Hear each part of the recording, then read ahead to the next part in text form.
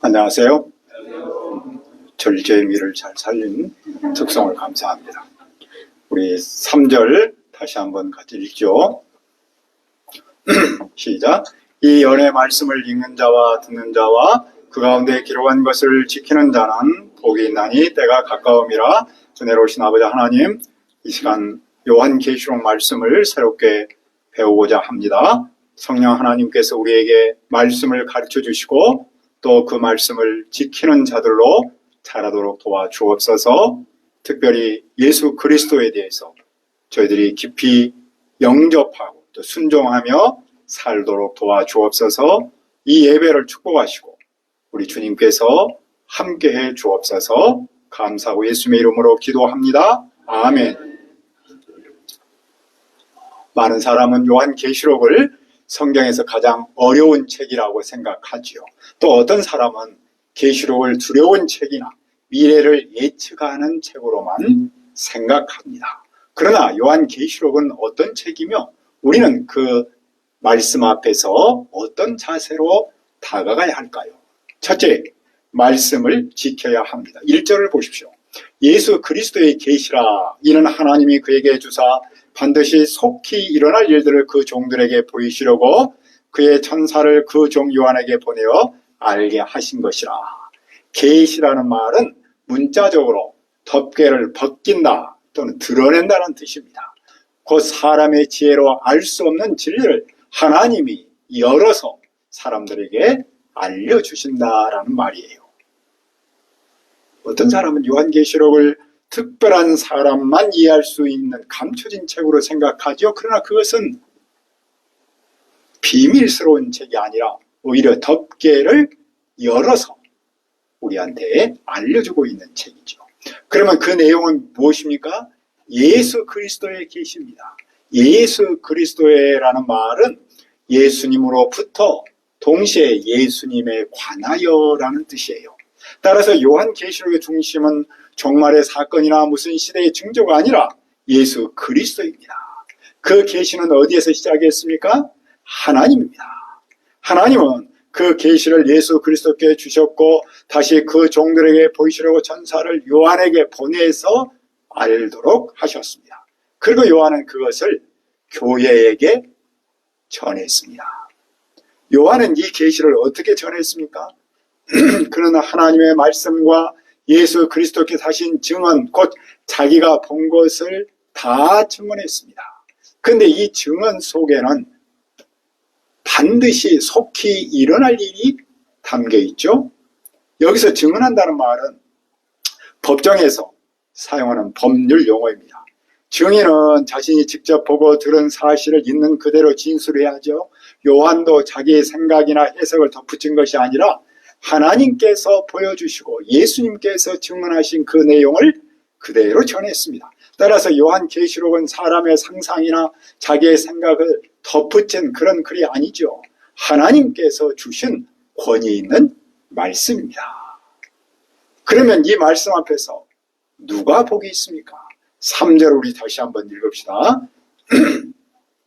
시작. 이 연의 말씀을 읽는 자와 듣는 자와 그 가운데 기록한 것을 지키는 자는 복이 있나니 때가 가까우니라. 이 연의 말씀은 요한이 증언한 예수 그리스도의 계시 곧 요한계시록을 가리키죠. 그런데 이 말씀을 읽는 자와 듣는 자와 지키는 자가 복이 있습니다. 여기서 읽는 자라는 말은 한 사람을 가리키는데 읽어주는 사람을 말합니다. 당시에는 개인은 물론이고 교회도 물론이고 요한계시록을 여러 권 갖고 있지 않았습니다. 그래서 오직 한 권을 가지고 한 사람이 나가서 요한계시록을 읽어줌으로써 예배했습니다. 그러니까 여기서 읽는 자는 말씀을 공적으로 선포하는 사람, 즉 성경 교사를 말합니다. 또 듣는 자는 그 말씀을 듣는 회중을 가리킵니다. 그리고 마지막으로 기록된 것을 지키는 자는 들은 말씀을 삶의 현장에서 순종하는 사람이죠. 그러니까 말씀을 가르치는 사람, 그리고 그 말씀을 듣는 사람, 또 그 말씀을 삶의 현장에서 순종하는 사람이 복이 있습니다. 왜 그렇습니까? 때가 가깝기 때문입니다. 때는 하나님께서 정하신 그 때인데 예수님께서 다시 오실 그날을 말합니다. 예수님이 다시 오실 때가 가까움으로 요한계시록을 가르치고 듣고 순종하는 사람이 복이 있습니다. 많은 사람이 요한계시록을 난해한 예언서나 종말의 시간표 정도로 생각한다고 했죠. 또 어떤 사람은 이 책을 특별한 사람만 이해할 수 있다고 말합니다. 그래서 특별한 사람은 복이 있다는 것이죠. 그러나 요한계시록이 약속하는 복은 특별한 비밀을 깨닫는 사람에게 있는 것이 아니죠. 예수 그리스도의 계시를 읽는 사람, 읽어주는 사람, 듣는 사람, 그리고 그것을 삶의 현장에서 순종하는 사람이 복이 있습니다. 그러므로 우리는 요한계시록을 두려워하거나 그냥 겁먹거나 공부를 하지 않아야 한다고 하지 않아야겠죠. 오히려 이 말씀을 가르치는 성경 교사로 서고 또 이 말씀 우리가 삶의 현장에서 듣고 순종하는 믿음의 사람으로 대해야 하지 않겠습니까? 그 모든 시작은 마음을 다하고 힘을 다하고 뜻을 다해서 요한계시록에 다가가는 것이죠. 요한계시록을 공부하는 겁니다. 공부해야지 읽어줄 수 있는 것이고 공부해야 들을 수 있는 것이고 또 그것을 지킬 수 있지 않겠습니까? 오늘 우리는 종말의 시대를 살아가고 있습니다. 많은 사람의 관심은 당연히 정치와 경제, 전쟁과 재난, 미래를 예측하는 일에 쏠려 있습니다. 또 인생의 끝을 생각하는 사람은 죽기 전에 꼭 해보고 싶은 일들의 목록, 소위 말해서 버킷리스트를 작성해서 그걸 하는데 열을 내고 마치 그것을 안 하면 인생의 존재 의미가 없는 것처럼 여기고 있습니다. 그러나 하나님은 종말을 살아가는 성도에게 다른 목록을 보여줍니다. 요한계시록은 우리에게 말씀 리스트를 보여줍니다. 그것은 종말의 때가 가까웠으니 말씀을 읽고 듣고 지키는 사람이 되기를 바라십니다. 이것이 다시 오실 주님을 가장 빠르게 준비하는 길입니다. 종말의 때를 살아가는 우리에게 있어서 무엇이 가장 중요한 버킷리스트 넘버원인가?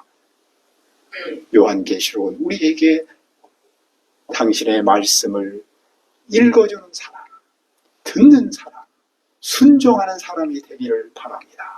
그러면 하나님께서 약속하신 복을 누린다고 약속하고 있습니다. 그러므로 우리는 요한계시록 공부를 통해서 이 말씀을 가르치고 듣고 순종하는 사람으로 자라기를 간절하게 바랍니다. 요한은 이 메시지를 누구에게 전합니까? 4절 보십시오.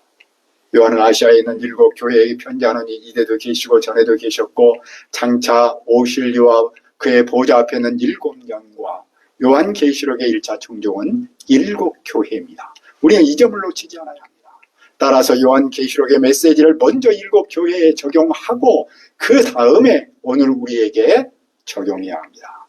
요한은 누구의 권위로 이 편지를 보냅니까? 그는 지금도 계시고 전에도 계셨고 장차 오실 이 곧 예수 그리스도와 그분의 보좌 앞에 있는 7영의 권위로 편지를 씁니다.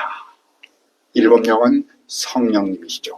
요한계시록은 사람의 생각이나 또는 경험을 기록한 책이 아니라 예수님과 성령님의 권위로 주신 거룩하신 하나님의 말씀입니다.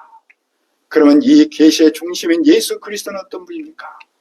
5절을 보십시오. 또 충성된 증인으로 죽은 자들 가운데서 먼저 나시고 땅의 임금들의 머리가 되신 예수 그리스도로 말미암아 은혜와 평강이 너에게 있기를 원하노라. 우리를 사랑하사 그의 피로 우리 죄에서 우리를 해방하시고 세 가지의 모습으로 예수님을 증언합니다. 먼저 예수님은 충성된 증인입니다. 증인은 자신이 본 내용을 목숨을 걸고 전하는 사람이죠. 여기서 순교자라는 말이 나왔죠. 예수님은 하나님이 어떤 분이신지 당신의 삶과 당신의 말씀과 그리고 죽음을 통해서 증언하셨습니다. 둘째로 예수님은 죽은 자들 가운데서 먼저 나신 분입니다. 예수님은 죽음을 이기고 부활하셨으며 장차 모든 성도가 누릴 부활의 첫 열매가 되셨습니다. 예수님의 부활은 모든 믿는 자의 부활을 보증하는 사건입니다. 셋째로 예수는 땅의 임금들 머리입니다. 당시 세상을 지배하던 로마 황제 도미티아누스는 자신의 권력을 절대화해서 소위 말하는 황제 숭배를 강요했습니다. 그러나 예수님은 그 황제를 다스립니다. 세상의 권세는 잠시뿐이지만 예수님은 모든 왕 위에 계신 만왕의 왕이십니다. 이 위대한 예수님께서 우리를 위해 하신 일은 무엇입니까? 그분은 우리를 사랑하십니다. 그 사랑의 증거로 당신의 피를 흘리셔서 우리를 죄에서 구원하셨습니다. 이 말씀은 출애굽 사건을 떠올리게 하지요. 이스라엘이 애굽의 종으로 살았을 때 구원하기 위해서 하나님은 어린 양의 피를 문설주에 바르도록 하셨습니다. 하나님은 그 피를 보시고 심판이 그 집을 넘어가게 하셨습니다. 마찬가지로 예수는 유월절 어린 양이 되셔서 당신의 피로 우리를 죄에서 해방하셨습니다. 그러므로 우리의 구원은 우리의 행위가 아니라 그리스도의 피에 근거한 완전한 은혜입니다. 그러면 예수님께서 우리를 죄에서 해방하신 목적은 무엇입니까? 우리 6절을 같이 한번 읽을까요? 6절 시작. 그의 아버지 하나님을 위하여 우리를 나라와 제사장으로 삼으신 그에게 영광과 능력이 세세토록 있기를 원하노라. 아멘. 여기서 나라는 하나님의 통치를 받는 왕국, 곧 하나님의 백성을 가리킵니다. 또 제사장은 제사장들입니다. 구약의 제사장들은 세 가지 중요한 임무를 했습니다. 하나는 하나님과 백성 사이에서 백성을 대신해서 제사를 드렸고, 또 하나는 하나님의 율법을 백성들에게 가르쳤습니다. 그리고 마지막으로 백성이 하나님 앞에서 거룩한 삶을 살도록 도왔습니다. 예수님께서 우리를 죄에서 해방하신 목적도 단지 죄사함을 받게 하려는 데 있지 않았습니다. 예수님은 우리를 왕국과 제사장들로 만드셨습니다. 그러므로 모든 영광과 능력을 오직 예수 그리스도께 세세무금토록 돌려야 합니다. 아멘. 그러면 이 말씀은 일곱 교회에 어떤 의미가 있었습니까? 하나님은 예굽의 종살이에서 이스라엘을 해방하신 후 그들을 제사장 나라로 세우셨습니다. 예수님은 죽은 가운데서 다시 살아나시고 소아시아에 흩어져 있는 나그네와 같은 그들을 전부 다 왕같은 제사장으로 삼으셨습니다. 오늘 예수님은 십자가에서 흘리신 피로 우리를 죄에서 해방하시고 제사장으로 세웠습니다. 오늘 그 제사장의 임무는 무엇입니까? 우리는 더는 동물을 제물로 드리지 않습니다. 그 제사장은 요한계시록을 캠퍼스와 이웃에게 가르치고 그 말씀을 듣고 그것을 지키는 사람으로 사는 겁니다. 왜 이렇게 살아야 합니까? 7절은 말씀합니다. 볼지어다 그가 구름을 타고 오시리라. 각 사람의 눈이 그를 보겠고 그를 찌른 자도 볼 것이요 땅에 있는 모든 족속이 그로 말미암아 예곡하리니 그러하리라. 아멘. 구름은 하나님의 임재와 영광을 상징합니다. 예수님이 구름 타고 오신다는 말은 하나님의 영광을 덧입고 바로 하나님 본체로 이 땅에 오심을 말합니다. 예수님이 처음 오셨을 때는 몇 사람만 알아보았습니다. 그러나 예수님이 구름을 타고 하나님으로 오실 때는 모든 사람이 다 알아봅니다. 특별히 십자가에서 예수님을 찔렀던 그 사람들조차도 그분을 압니다. 예수님이 다시 오시면 믿는 자에게는 구원의 완성이지만 믿지 않는 자에게는 심판입니다. 그러므로 지금이야말로 예수님의 말씀을 가르치고 듣고 지키는 사람이 복이 있습니다. 왜 우리는 이 말씀을 확신할 수 있습니까? 하나님은 알파와 오메가이기 때문입니다. 알파와 오메가는 헬라말로 처음부터 끝이라는 뜻입니다. 하나님께서 역사의 시작과 끝을 주관하십니다.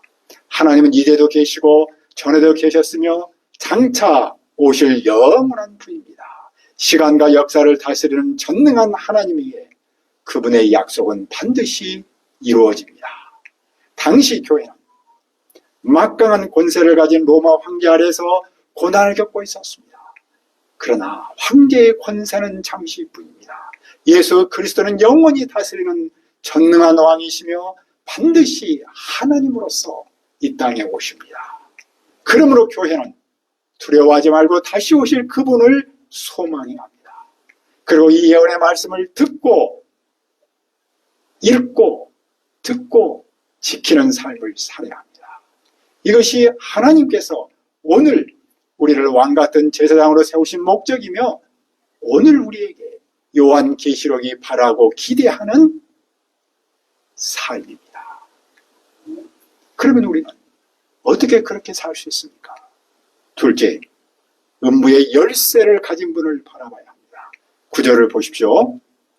나 요한은 너희 형제요 예수의 환난과 나라와 참음에 동참하는 자라. 하나님의 말씀과 예수를 증언하였으므로 말미암아 반모라는 섬에 있었더니 요한은 자신을 너희 형제로 소개합니다. 그 역시 모든 성도와 함께 예수님이 겪은 환난과 나라와 참음에 동참했기 때문입니다. 무엇보다도 그는 하나님의 말씀과 예수 그리스도를 증언하다가 반모라는 섬에 갇혔습니다. 반모라는 섬은 로마 제국이 정치범이나 중범죄자를 이곳에 유배했던 감옥이었습니다. 그러나 로마는 요한을 반모섬에 가둘 수 있었지만 하나님의 계시를 가두지는 못했습니다. 때는 주님의 날, 곧 주일이었습니다. 그날 그는 성령님께 감동되어 그 뒤에 나타난 나팔 소리 같은 음성을 들었습니다. 그 음성은 요한이 보는 것을 두루마리에 기록하여 7 교회로 보내라는 겁니다. 에베소, 서머나, 버가모, 두아디라, 사데, 빌라델비아, 라오디게아 교회들은 박해와 유혹 가운데 있었습니다. 요한은 그 음성의 주인을 보기 위해서 몸을 돌렸습니다. 그때 그는 7 금촛대를 보았습니다. 촛대 사이에 인자 같은 이가 발에 끌리는 옷을 입고 가슴에 금띠를 띠고 있었습니다. 그분의 머리와 털의 희기가 흰 양털 같고 눈 같으며 그의 눈은 불꽃 같았습니다. 그분의 발은 풀물분에 달렬한 빛난 주석 같고 그의 음성은 많은 물소리와 같았습니다. 16절에서는 그분의 권세가 더욱 선명하게 나타납니다. 그분의 오른손에 7 별이 있고 그분의 입에서 좌우에 날선 검이 나오고 그 얼굴은 해가 힘있게 비치는 것 같았습니다. 그러면 이 환상이 7 교회에 주는 메시지는 무엇입니까? 그들의 눈에는 로마 황제가 세상에서 가장 강한 존재처럼 보였습니다. 하지만 예수님은 그 어떤 황제보다 강했습니다. 또 그들은 예수님께서 교회와 이제 더는 함께하지 않는다고 여겼습니다. 그런데 예수님은 촛대 사이를 걷고 있었습니다. 그분의 오른손에는 7 별이 있었습니다. 황제보다 강한 그분이 교회와 함께 하십니다. 교회는 세상의 권력에 의해서 유지되는 공동체가 아닙니다.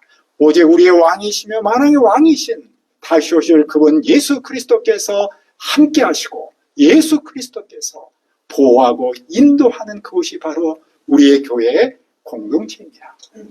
촛대 사이를 거니시는 주님의 손안에 있는 공동체, 그것이 바로 교회입니다. 그분은 말씀을 세상으로 심판하고 우리의 교회를 보호하고 우리의 교회를 구원하십니다.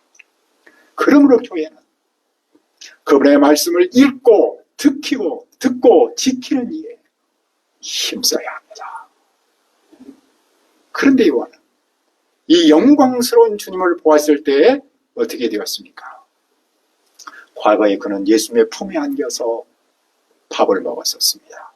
하지만 지금 그는 주님의 발 앞에 엎드려져 죽은 사람처럼 되었습니다. 거룩하신 하나님 앞에서 죄 많은 인간이 보이는 가장 보편적인 모습입니다.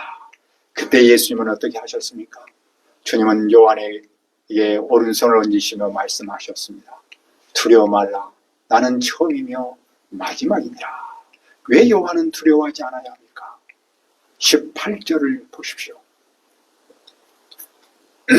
곧 살아있는 자라 내가 전에 죽었노라. 볼지어다 이제 세세토록 살아있어 사망과 음부의 열쇠를 가졌나니. 예수님은 살아계신 분입니다. 그분은 생명의 근원이며 영원부터 영원까지 존재하는 분입니다. 그러나 그분은 동시에 우리를 위해 십자가에서 실제로 죽으셨습니다. 하지만 그분은 죽음을 이기고 살아나셨으며 이제는 영원토록 살아계십니다. 그뿐만 아니라 예수님은 사망과 음부의 열쇠를 가졌습니다. 음부는 죽은 사람이 머무는 곳 하데스라고 하는데 곧 지옥을 말합니다. 열쇠를 가졌다는 말은 그 영역을 다스리는 권세를 가졌다는 뜻입니다. 지금까지는 죽음이 인류를 모두 다 지배했고 그 권세를 이길 그 힘은 누구에게도 없었습니다. 하지만 이제는 예수님이 죽음과 음부까지 다스립니다. 그 문을 여닫는 열쇠를 가졌기 때문입니다. 요한은 물론이고 많은 성도는 죽음의 유혹을 받았습니다. 어떤 이들은 실제로 순교하기도 했습니다. 하지만 그들이 섬기는 예수님은 죽음을 이겼고 사망과 음부의 열쇠를 가졌습니다. 그러므로 그들은 더는 죽음을 두려워하지 않습니다. 죽음이 끝이 아니기 때문입니다. 그리스도께서 죽음 이후까지 다스리기 때문입니다. 무엇보다도 그분 안에 있는 자에게는 영원한 생명을 주시기 때문입니다. 그러므로 요한은 무엇을 해야 합니까? 그는 자기가 본 영광의 주님과 현재 교회의 형편 그리고 앞으로 하나님께서 이루실 일을 있는 그대로 기록해야 합니다. 20절에서는 주님께서 환상의 의미를 직접 설명합니다. 예수님의 오른손에 있는 7별은 7교회의 사자들이고 7 금촛대는 7 교회입니다. 교회의 지도자들은 주님의 손 안에 있으며 교회는 주님께서 친히 거닐며 돌보는 공동체입니다. 세상은 교회를 연약하게 볼지라도 교회는 결코 홀로 존재하는 공동체가 아닙니다.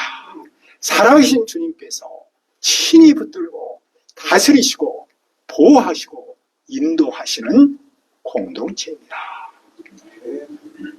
그러므로 우리는 요한계시록을 어떤 자세로 배워야 합니까? 요한계시록은 예수 그리스도의 계시를 읽고 듣고 지키며 살도록 주신 말씀입니다. 또 사망과 음부의 열쇠를 가지신 주님을 바라보면서 살도록 주신 말씀입니다. 그러므로 오늘 우리는 그 말씀을 지키는 자들로 음부의 열쇠를 가지신 주님을 바라보는 자들로 살기를 기도합니다. 은혜로우신 아버지 하나님, 요한계시록은 예수 그리스도의 계시를 읽고 듣고 지키며 살도록 주신 말씀인 줄 믿습니다. 또 사망과 음부의 열쇠를 가지신 주님을 바라보며 살도록 주신 말씀인 줄 믿습니다. 그러므로 우리가 그 말씀을 지키는 자들로 음부의 열쇠를 가진 주님을 바라보는 자들로 살도록 도와주옵소서. 예수님의 이름으로 기도합니다. 아멘.